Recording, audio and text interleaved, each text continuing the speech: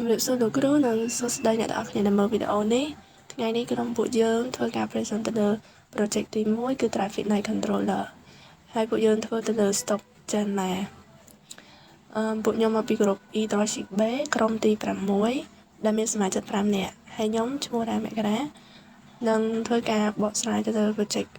overview របស់យើងហើយនឹងការកំណត់ state អញ្ចឹងផែនការដំបូងរបស់យើងទី1ហ្នឹងគឺយើងទៅមើលstop Jana នឹងផ្ទាល់ដើម្បីកំណត់ទិសដៅហើយរៀបចំ truth table ដើម្បី design traffic light controller ហ្នឹងយើង design បែប sequential នៅក្នុង circuit bus មូលហេតុដែលយើងហៅវាថាជា sequential circuit ដោយសារoutput របស់វាមិនអាស្រ័យទៅលើ input តែមួយទេវាអាស្រ័យទៅលើ current state ផង clock ហើយ transition ទៅកាន់ next state បន្ទាប់អញ្ចឹងជាក់ស្ដែងគឺយើងបានបែងចែកទិសដៅទៅជា4ធំដែលយើងមានnorth ទិសត្រង់ខាងជើងយើងមានnorthwest ទិសខាងឆ្វេងបាត់ឆ្វេងខាងជើងយើងមាន east ទិសខាងកើតហើយយើងមាន EL គឺជាបាត់ឆ្វេងខាងកើតដោយសារតែដើម្បីកំណត់នឹង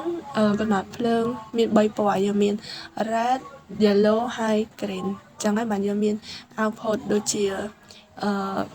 NR NY ដែលវា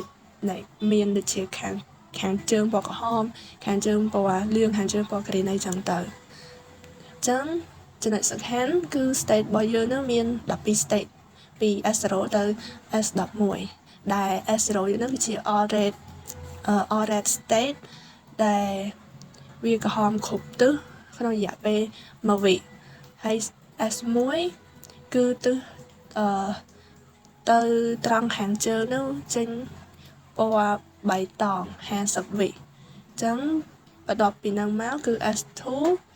វានឹងចេញពណ៌លឿងរយៈពេល3វិហើយមកដល់ S3 ហ្នឹងវានឹងក្រហម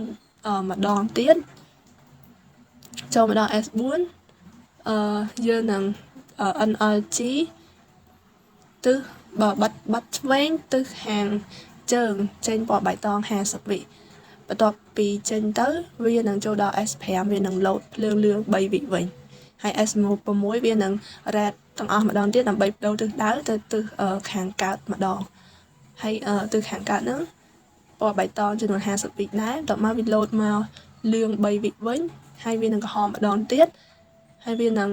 load ពណ៌បៃតងនៅបាត់ឆ្វេងទៅខាងកើតហើយនៅ state ទី11ចុងក្រោយរបស់យើងហ្នឹងគឺភ្លើងលឿង3វិនៅeast left yellow អញ្ចឹង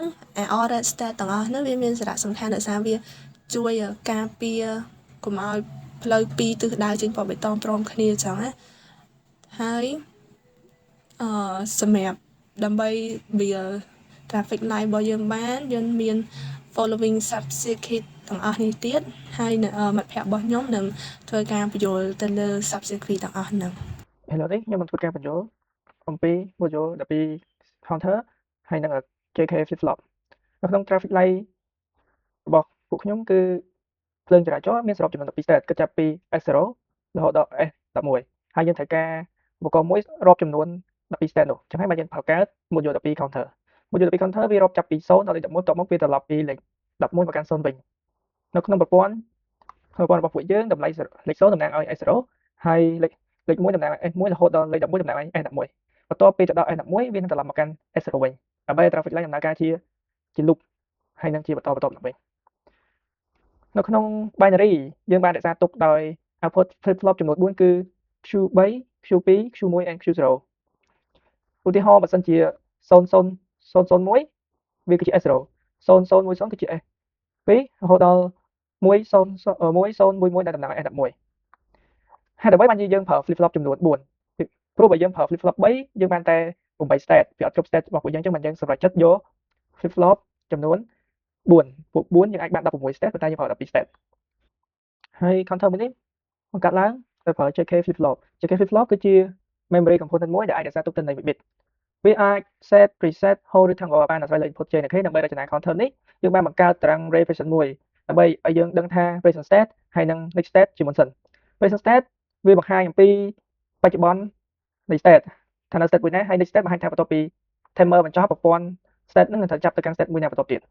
ពី state table នេះយើងនឹងទាញបាន JK input equation អស់កំណត់ថា Q1 Q2 Q3 Q0 ត្រូ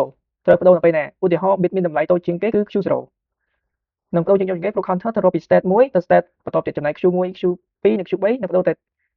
នៅ transition ខ្លះៗប៉ុណ្ណោះដោយប្រើ JK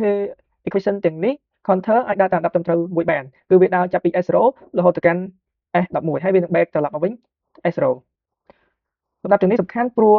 ភ្លើងចរាចរណ៍ត្រូវការភ្លើងបើកតាមលំដាប់ដូចជាភ្លើងពណ៌ក្រហមពណ៌លឿងហើយនិងពណ៌បៃតងហើយនឹងបន្តបែបហ្នឹងម្ដងហើយម្ដងទៀតតាម direction បន្តសរុបជារួមមក Module 12 counter គឺជាផ្នែក memory center របស់ traffic light controller វាប្រាប់ circuit ថាបច្ចុប្បន្នប្រព័ន្ធស្ថិតនៅ pass ឬក៏ state ណាបើគ្មាន modulo 12វាប្រាប់ថា circuit បច្ចុប្បន្នស្ថិតនៅ state ណាបើគ្មាន module 12 counter ទេ traffic light circuit នឹងមិនអាចដឹងថាត្រូវបើកភ្លើងណានៅ state ណាហើយទៅកាន់ state មួយណាទៀតបន្តទៀតទេដូច្នេះផ្នែកនេះជួយឲ្យប្រព័ន្ធ traffic light អាចដំណើរការជាលំដាប់មានសមត្ថភាពនិងត្រឡប់មកចាប់ផ្ដើមវិញដោយស្វ័យប្រវត្តិសូមអរគុណ សូមជម្រាបសួរលោកគ្រូហើយនិងអ្នកនរគ្នាខ្ញុំបាទឈ្មោះរាំងយងសេងមកពី E363 team ទី6ថ្ងៃនេះខ្ញុំនឹងលើកនិយាយផែនរបស់ខ្ញុំគឺការបង្គុំពី component ទៅជា traffic light បន្ទាប់ពី truth table ហើយនិង table counter និង timing មកដល់លុបទៅបានទៅចំពួកយើងទៅការភ្ជាប់វាទៅជា control តែមួយដំបូងគឺខ្ញុំបានចុច clock reset countdown counter មកដល់លោទាំង12 stage D កូដ 4.16 like state logic និងសាក LED output នៅក្នុង screen នេះគឺវាដំណើរការដោយដំបូងគឺយើងដាក់ time ឲ្យវាពេលដាក់ time ឲ្យវាទៅវានឹង load នៅតែបើគឺ1010ហើយការជ្រើសនៅ account counter នោះគឺវារាប់រហូតទៅដល់ស្មើ0ទៅវាផ្ញើអា trigger នេះទៅ modulo 12ហើយអា modulo 12 counter ហ្នឹងគឺវាផ្លាស់ប្ដូរ state របស់វាបន្ទាប់មកអា code 1416D កូដហ្នឹងនឹងបដូរពីភាសា binary ទៅជា state signal ដូចជា S0 S1 S2 រហូតដល់ S11 ហើយ decoder ហ្នឹងក៏សំខាន់ដែរពីព្រោះតែពេលលេខដែល counter ហ្នឹងមកវាជាបានណារីហើយប៉ុន្តែដោយឡែក logic យើងទៅបែងចែកទៅតាមខ្សែវាឧ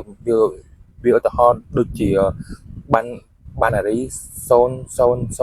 គឺវា activate ទៅដល់ node S0 ហើយ binary 0001គឺវា activate ទៅដល់ S1 រហូតដល់ binary 1011គឺវា activate ទៅដល់ S11 មិនត្រឹមតែប៉ុណ្្នឹងទេគឺវាដំណើរការមួយបានតែមួយបើសិនបើវាដំណើរការពីសេតហ្នឹងដំណើរការពីនៅក្នុងពេលតែមួយយើងនឹងឃើញខ្សែនេះវានឹងដើរខុសពីstop បន្ទាប់ពីក៏ដល់ហ្នឹងហើយគឺយើងទៅដល់ light state load sequence ហើយក្នុង light state ហ្នឹងគឺយើងប្រើ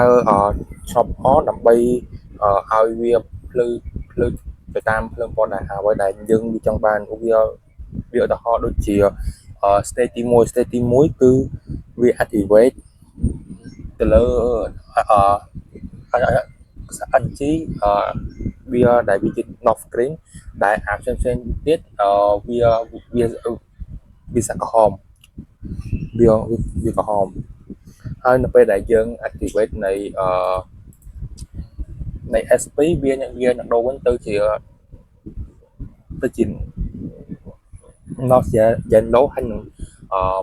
ផ្សេងទៀតទៅដល់ផ្សេងទៀតវាគឺ red បន្ទាប់មកវា activate ហ្នឹងវា activate hold ពី hold ហើយបន្ទាប់ពី has ពី state ទី0ទី3និងទី6និងទី9គឺវា state វាគឺវាក្រហមទាំងអស់អាហ្នឹង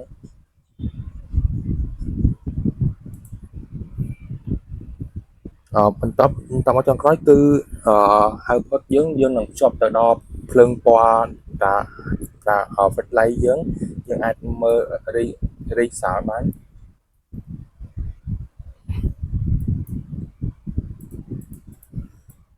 គឺដំណងដើម010ហើយវាតិចក្រោយទៅដល់នេះវា52ត្រឹមថាវាភ្លើងពណ៌វានឹងភ្លឺពណ៌ព្រាងរយៈពេល50វិហើយវានឹងបដូរទៅភ្លើងពណ៌លឿង3ហើយពី0ហើយវាតិចក្រោយទៅទៀតឥឡូវនេះជំរាបសួរលោកគ្រូខ្ញុំគឺជាគ្រូសុភ័ក្រដែលធ្វើការបកស្រាយចំណុចចុងក្រោយដែលយើងនឹងធ្វើការ demonstrate traffic light controller របស់យើង in action តែម្ដងជាដំបូងយើងធ្វើការ reset CQ របស់យើងការ reset ហ្នឹងគឺសំខាន់ដោយសារ traffic light របស់យើងត្រូវដឹងថាវា start ពីចំណុច condition ណាមួយ set condition មួយហើយក្នុងការ design របស់យើង set starting condition របស់យើងយើងឲ្យវាជា S0 S0 នេះគ្រប់ទិសទាំងអស់មានពណ៌ក្រហមហើយពេលដែល clock យើងចាប់ដើម run យើងឃើញថា clock sequence របស់យើងចាប់ដើម move ទៅ sequence មួយដែលវាចាប់ដើមដើរពី S0 ទៅ S1 ហើយពេលទៅ S1 ហ្នឹងភ្លើងពណ៌នៅខាងជើងរបស់យើងនឹងចាប់ដើមទៅជាពណ៌បៃតងវិញហើយនៅទូផ្សេងៗទៀតនៅតែក្រហមដែរនៅពេល counter យើង count down ចប់វានឹង move ទៅភ្លើងលឿងហើយនឹង S2 ដែល S2 ហ្នឹងវាភ្លើងរបស់យើងទៅជាពណ៌លឿងហើយនឹង S3 ដែលវា move ទៅទូផ្សេងទៀតពេលដែល simulation យើងបន្តដំណើរការយើងអាចមើលឃើញថា decoder ដំណើរការ set តែមួយប៉ុណ្ណោះក្នុងពេលតែមួយហើយអ្វីដែលសំខាន់ណាស់គឺគ្មានភ្លើងពណ៌បៃតងណាដែលជាន់គ្នាណាមួយលោផងគ្នាទេហើយសម្រាប់ពង LED របស់យើងវិញមានដំណើរការស៊ីគ្នាដូចនឹងក្នុង truth table របស់យើងដែរហើយបន្ទាប់ពី state S11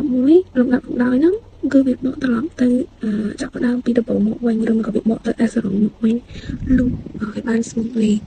ចុងបញ្ចប់គម្រោងនៃការសិក្សាមេរៀននេះបានយកធ្វើឲ្យយើងយល់ដឹងបន្ថែមពី digital logic និង sequential circuit ជាជាងការរៀនតាពីទ្រឹស្ដីពួកយើងបានរៀនច្បាស់លាស់និងយល់ឃើញបន្ថែមពី counter decoder JK flip flop បន្ត pop logic នៅពេលដែលវាធ្វើការរួមគ្នារវាងបង្កើតបានជា controller ពេញលេញមួយហើយនឹងដំណើរការបានល្អសូមអរគុណលោកគ្រូដែលបានស្ដាប់ទស្សនាវីដេអូរបស់ពួកយើង